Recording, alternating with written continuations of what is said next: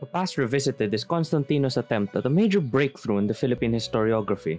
He looks at the oppression of the Filipino masses from the earliest time to 1941 and the struggle of men like himself to crack through the stereotypes hitherto propagated by the Spaniards and the Americans about the Filipinos.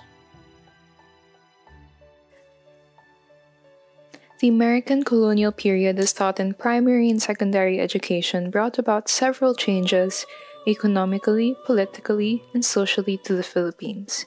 Yet it continues the pattern of colonial rule, wherein atrocities and suppression terrorized the native citizens of the country. As a result, this sparked resistance similar to that during the Spanish colonial period. But first, we must ask, how did American colonial rule in the Philippines come to be? You might be wondering that, as it was taught that the Americans helped us become free from the hands of the Spaniards. Yet, as we learned in the previous chapter of the book, they had ulterior motives, and it is a grave mistake on Aguinaldo and Ilustrado's part to blindly trust them, furthering us into colonization. We can basically say the things that we thought were able to liberate us only brought us deeper into colonization. The entry of the Americans jeopardized the sovereignty the Philippines was supposedly close to having. Emilio Aguinaldo, the president at the time when the Philippines was close to gaining freedom, negotiated with the Spanish at a compromise at Biak na Bato. He then started negotiating with the Americans, who claimed that they would help us gain freedom if we accepted to be under their rule. Unbeknownst to Aguinaldo, Spain only agreed to step down since they would be handling the administration to the United States, via the Treaty of Paris. Aguinaldo, however, was not the only one at fault. The Ilustrados also blindly trusted the United States by accepting leadership under their power complex under the guise of receiving independence. They were used to substantiate the claim that the Filipinos accepted US colonization and thus bridges between the US and the Filipino masses. The main goal of the United States has always been annexation of the country. According to Britannica, annexation refers to a formal act whereby a state proclaims its sovereignty over territory hitherto outside its domain. It is frequently preceded by conquest and military occupation of the conquered territory. The United States of America had three general justifications for the annexation of its colonies, mainly manifest destiny, white man's burden, and benevolent assimilation. These are evident in this chapter. On December 21, 1898, President McKinley issued the Benevolent Assimilation Proclamation. The nation states the United States' altruistic or benevolent mission in acquiring the Philippines. White man's burden is a duty formerly asserted by people of the white race to manage the affairs of non-white people whom they believe to be less developed. These three justifications manifest themselves in the specific justifications the Americans had for colonizing the Philippines. This is evident in the twin aspects of imperialist propaganda for American consumption. First, the government claimed that the Filipinos could not be abandoned as they had no means of governing themselves. The second justification they gave is that Filipinos welcomed American tutelage with open arms, as they had no knowledge of the concept of freedom and independence. As stated earlier, the Ilustrados at this time had a large role as they served as examples for the justification of the United States' second reason for colonization, that Filipinos welcomed American tutelage with open arms. Most of the Filipinos who supported the United States were, ironically, high-ranking leaders of the revolution. They did not want to join the revolution when victory seemed impossible, but they were eager to take part in the Malolos government as well as the government enacted by the US when independence under American protection was deemed possible. They also took a big role as they encouraged Aguinaldo's appeal towards the Americans. Over time, however, what is heartbreaking is that when the US showed its true intentions, they compromised the revolution and negotiated their future with the US, thus earning the name collaborators.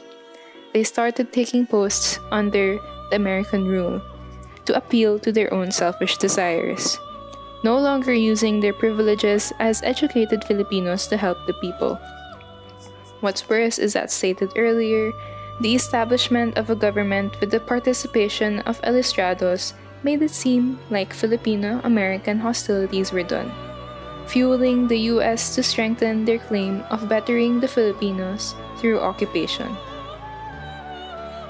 Examples of these collaborators include Cayetano Arellano, Padro de Tavera, and Benito Legara. It is worth noting that they were of Spanish descent, but they were prominent in the Aguinaldo government. Arellano, de Tavera, and Legarda at one point openly sided with the Americans. In 1898, Tavera presented himself to the Americans, saying, "From the moment in which I had the honor of conversing with this distinguished general, I have completely and most actively occupied myself in politics, employing all my energies for the establishment of the American sovereignty in this country for the good of these ignorant and uncivilized people." Legarda, on the other hand, was elected as vice president of the Macolos Congress in 1898. But 3 months later, sided with the Americans once conflict was uprising.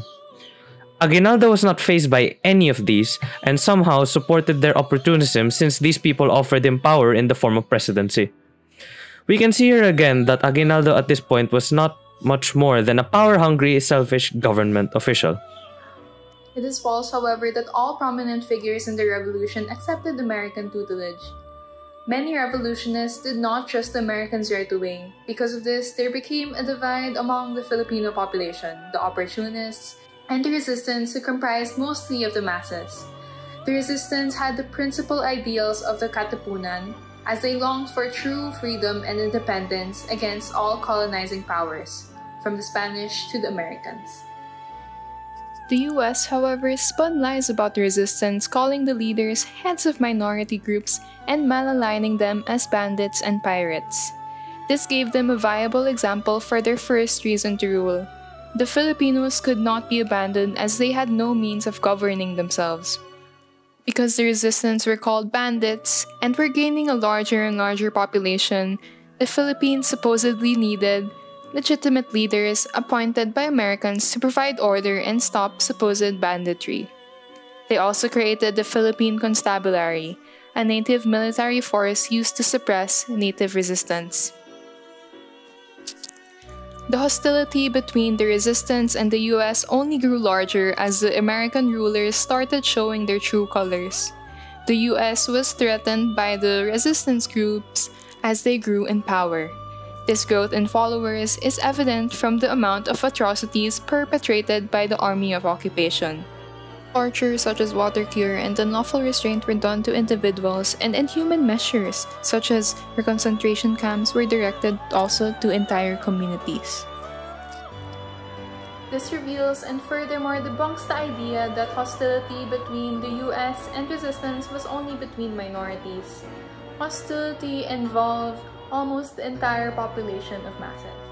In the modern era, Filipinos seem to forget just how cruel the Americans were and just how much not only individuals but also entire communities of Filipinos suffered under American occupation.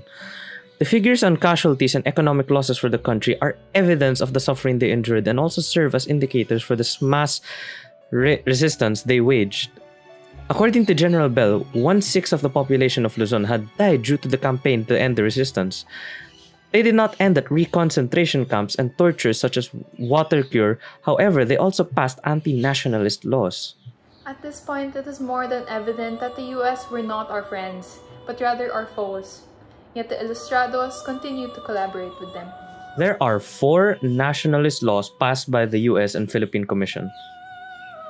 First is the Sedition Law passed in 1901, which granted death penalty and a long-term prison sentence to anyone who advocated independence or separation from the United States, even by peaceful means. This is the basis for the refusal of the establishment of political parties with programs calling for independence. It was used against journalists, playwrights, writers. As long as you said anything negative or seditious about the US, you would most likely be killed. Second is the Brigandage Act passed on 1902, which classified guerrilla resistance as banditry. Their actions were called disturbances or disorders, and they were branded as ladrones or robbers. The guerrillas, as well as those simply associated with them, even without much evidence, were punished with death or with a prison term of more than 20 years. Afterwards, the Philippine jails overflowed, prompting them to create more laws that didn't entail mass arrest, thus creating the Reconcentration Act in 1903, which sanctioned the inhuman tactics of the military and authorized any provincial governor to reconcentrate in the towns if there were outlaws. This was also passed to facilitate the apprehension of guerrillas who were being hidden and protected by people. As this punishment dealt with populations at a time, it caused a great deal of hardship. Almost 300,000 people were taken from their homes. Lastly was the flag law. The nationalistic aspect of the people's struggle is more evident in this law since the display of the Philippine emblem was prohibited from 1907 all the way up to 1919. We can therefore see that the divide between the collaborationists and the resistance is the reason why the US was successful in colonizing the Philippines. While their claims and justifications for colonization may not be entirely accurate, these collaborators, the Ilustrados as well as Aguinaldo, compromised the revolution and the chance the Philippines might have been free after Spanish rule. The United States had used them as tools for colonization. We also realize that these justifications for American colonial rule are somehow imprinted in the Philippine education system today. We failed to realize the true intention of the United States. We failed to recognize the severity of the atrocities they imposed upon our people before. We failed to appreciate the determination and passion at which the Filipino masses fought for our freedom.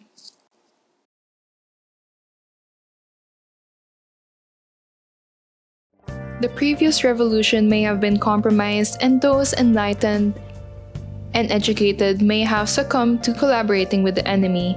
However, the revolution led by the people, by the Filipino masses comprised of middle to lower class, continues to exist and continues to strive to achieve the goal they long for the most: independence. We now move on to the second part of the collaboration and the resistance, where we learn more about the resistance and the pertinent people who are part of it. Chapter 14 enumerates the different notable resistance groups and their leaders throughout the first decade of the American colonial period. At one point, Aguinaldo had already been captured. However, the people were more than motivated to win the war and drive away the enemy. Therefore, it's in this chapter that we are able to criticize the US's claim that Filipinos wholeheartedly accepted American tutelage. Constantino highlights in the beginning of chapter 14 the importance of recognizing the revolution. History books today choose to focus on the different battles, raids, and ambushes that occurred during the period. As stated before, a big misconception is that the Filipinos of this time period welcomed the US with open arms. This has repercussions until today. Many Filipinos choose to see the period of colonial rule as a blessing due to the developments they were able to give. They fail to understand, or rather are not equipped with the knowledge of the hardships and struggles of the people. Recognizing the different resistance leaders and their groups prove as evidence that there was mass support for the revolution. It had not entirely been compromised. Furthermore, it disproves the American accusation that the resistance groups were mere thieves and brigands terrorizing the countryside. This debunks the claim that Filipinos cannot govern themselves and do not understand the concept of freedom. There are many revolutionists mentioned by Constantino. However, we choose to highlight the prominent people such as General Luciano San Miguel, Faustino Guillermo, and Marciano Sakay, who headed the rebirth and reformation of the new Katipunan in Rizal and Bulacan. Their individual resistance groups were able to unite together to birth the Filipino Republic, or referred to Sakay as the Tagalog Republic. They conducted guerrilla operations at first, but at one point had enough members to form a battalion and compose military subdivisions. The Tagalog Republic even had its own constitution, patterned after that of the Katipunan. In April 1904, Sakay released a manifesto addressed to all his foreign consulates. In this, he affirmed the patriotic resolve of the movement for fighting the United States. He declared that his group weren't simply rebels, they had a flag, a government, and a constitution, and he had issued a warning to those who would invade the Philippines. The masses had indeed supported the Tagalog Republic. The cordon tactic is a tactic used by the Philippine Constabulary to prevent the guerrillas from eluding capture. They would arrest large numbers of citizens associated with the guerrilla and reconcentrated entire areas of hundreds to prevent these communities from housing guerrillas. During the multiple operations, the cordon failed due to support the guerrillas had. The constabulary concluded that the resistance had an effective security and intelligence system consisting of spies. The Tagalog Republic would not last forever. Deception against the Tagalog Republic was being employed by the government to capture Xiii. In July, Xiii was invited to Manila, and in the middle of partying, Xiii was disarmed and captured.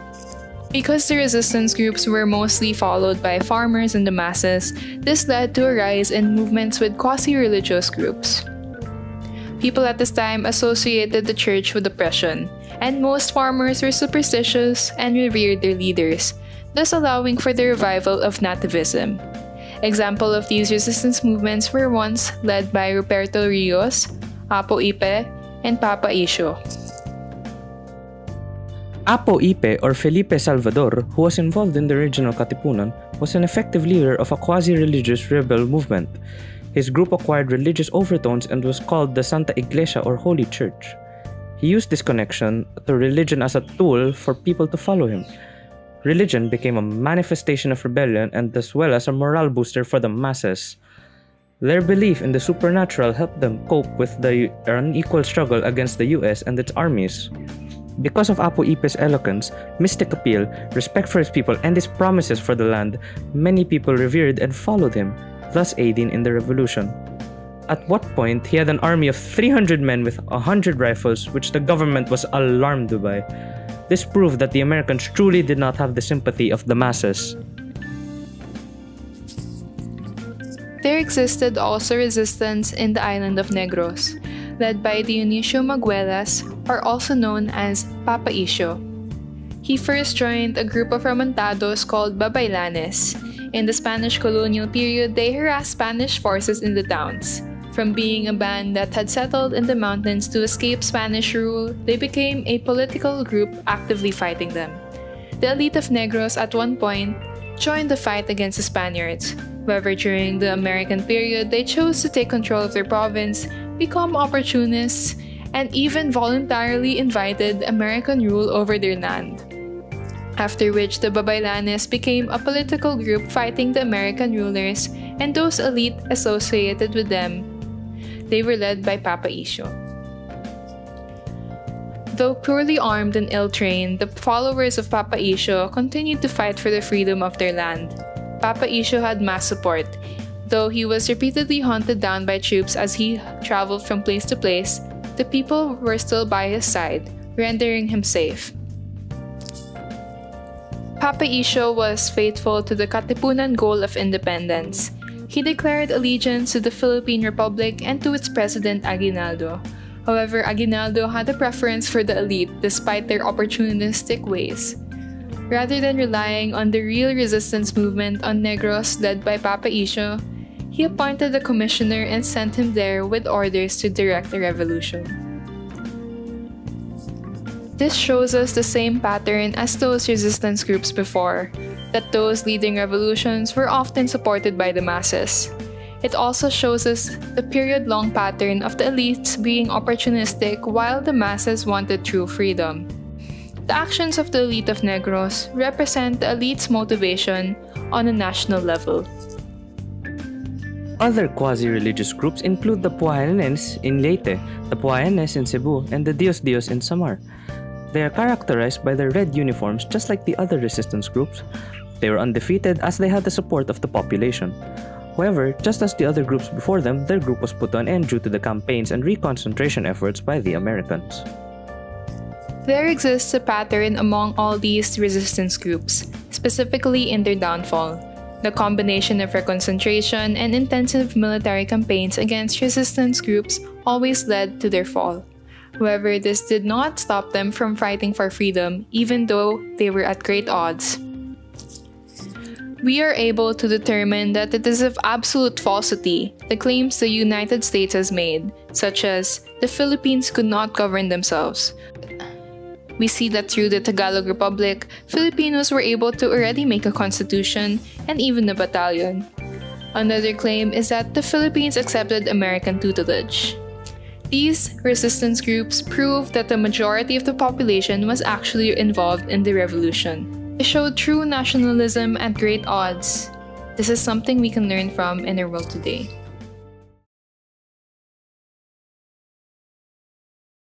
Chapter 15 discusses the other reasons why the United States of America colonized the Philippines, their other justifications, and other tools they used in pacifying the country, as well as the changes they brought to the economical system through different acts and policies.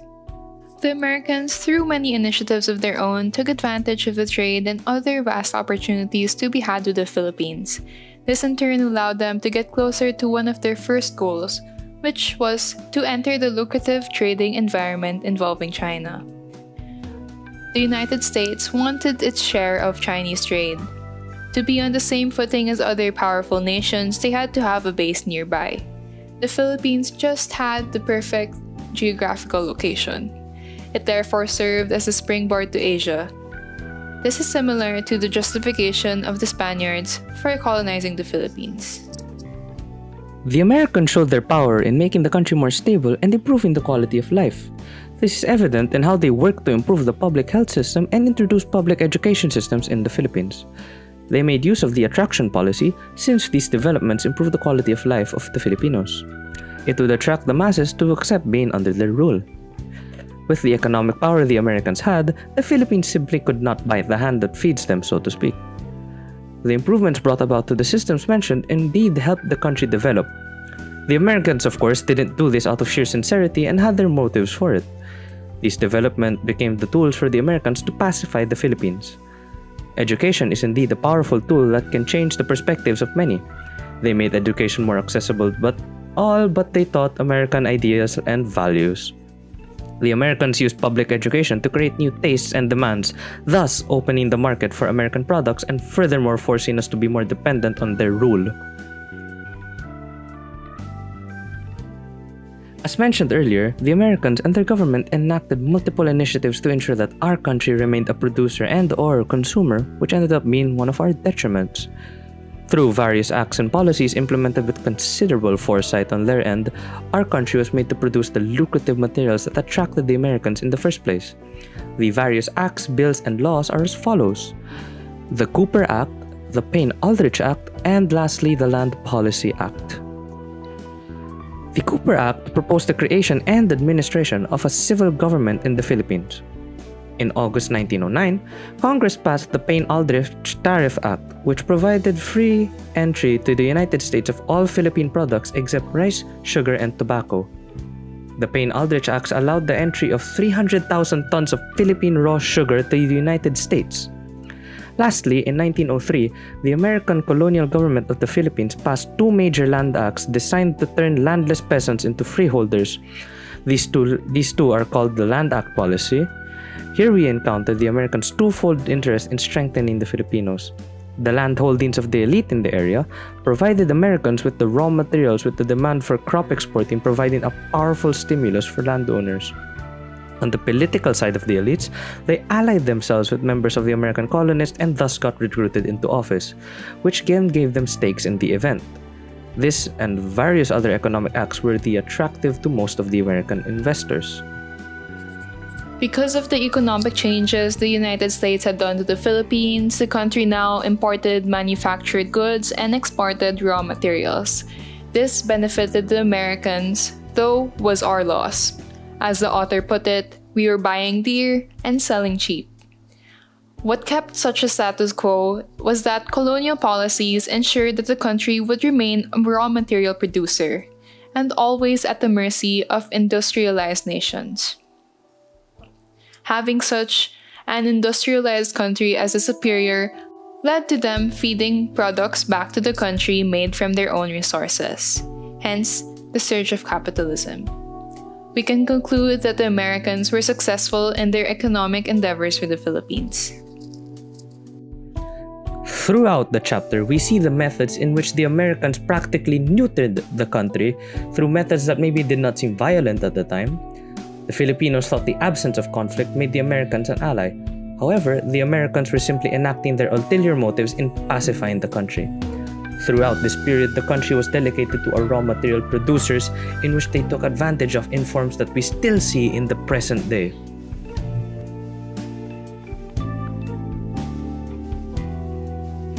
Throughout all 3 chapters, we were able to learn about the American colonization period, what history books don't tell us. They made use of different colonial tools in order to gain control of the country. Politically, they used the ilustrados. Socially, they developed education and health. Economically, they made us dependent on them for imports. The long-lasting effects of this colonial period may still be felt today, but that should not discourage us from freeing ourselves from these ramifications. The enemy now is misinformation. We must become nationalistic like these resistance groups, albeit not use violence, but use our intellect and knowledge, like what the Ilustrados should have done to alter the system.